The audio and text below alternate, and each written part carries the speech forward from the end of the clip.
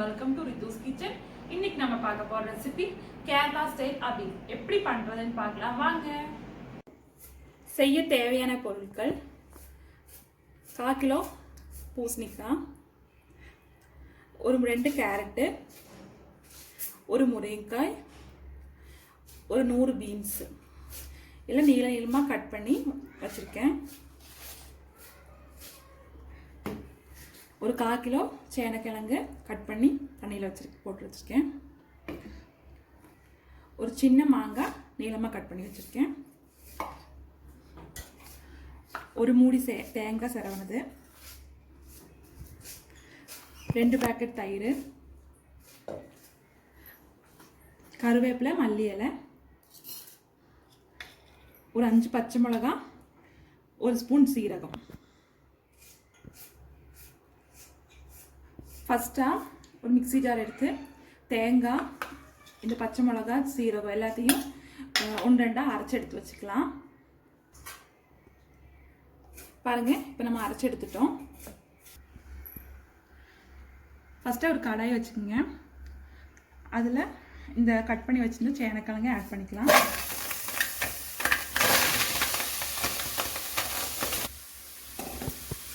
அதுக்கப்புறம் அதுக்கு வேகத்துக்கு தேவையான தண்ணி ஊற்றிக்கலாம்.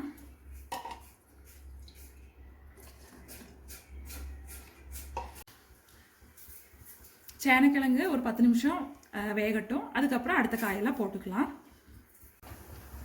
இப்போ சேனக்கிழங்கு 3/4 வேகு வெந்துருச்சு. இந்த டைமில் இந்த எடுத்து வச்ச இந்த காயெல்லாம் ஆட் பண்ணிக்கலாம்.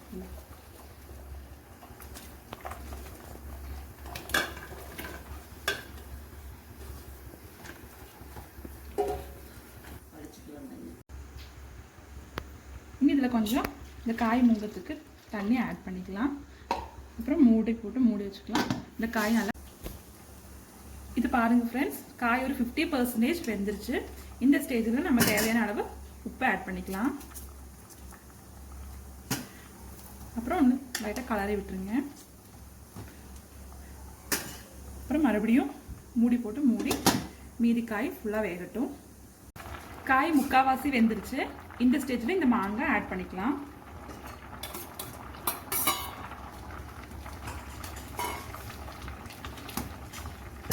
மறுபடியும் மூடி வச்சுக்கலாம். இந்த காய் நல்லா வேகட்டும். இது பாருங்க ஃப்ரெண்ட்ஸ், காய் நல்லா வெந்துருச்சு. இது நம்ம வடிகட்டிக்கலாம்.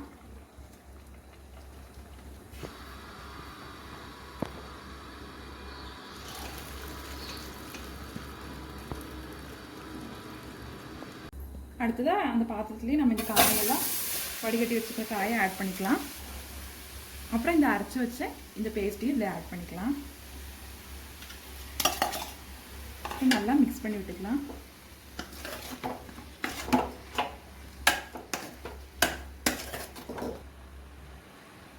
காய் நல்லா வெந்திருக்குது. அந்த ஸ்டேஜில் நீங்கள் சும்மா இலக்கிட்டு இருந்தால் அந்த காயெல்லாம் உடஞ்சிரும்.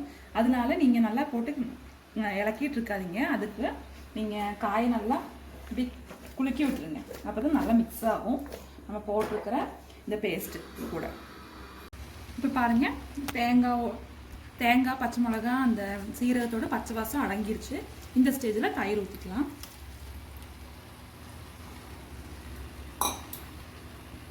தயிர் ஊற்றி ஒன்று குலுக்கி விட்டுக்கலாம்.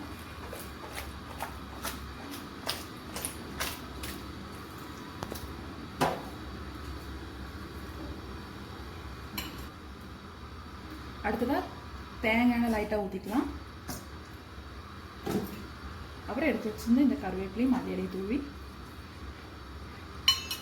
ஒரே ஒரு இலக்கி விட்டுக்கலாம்.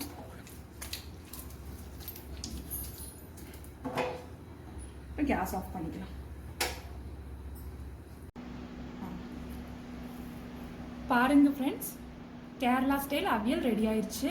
இந்த ரெசிபி உங்களுக்கு பிடிச்சிருந்தா எல்லாரும் வீட்டில் ட்ரை பண்ணி பாருங்கள். என்னோட வீடியோ பிடிச்சிருந்தா ஷேர் பண்ணுங்கள், சப்ஸ்கிரைப் பண்ணுங்கள், கமெண்ட் பண்ணுங்கள். Thank you friends.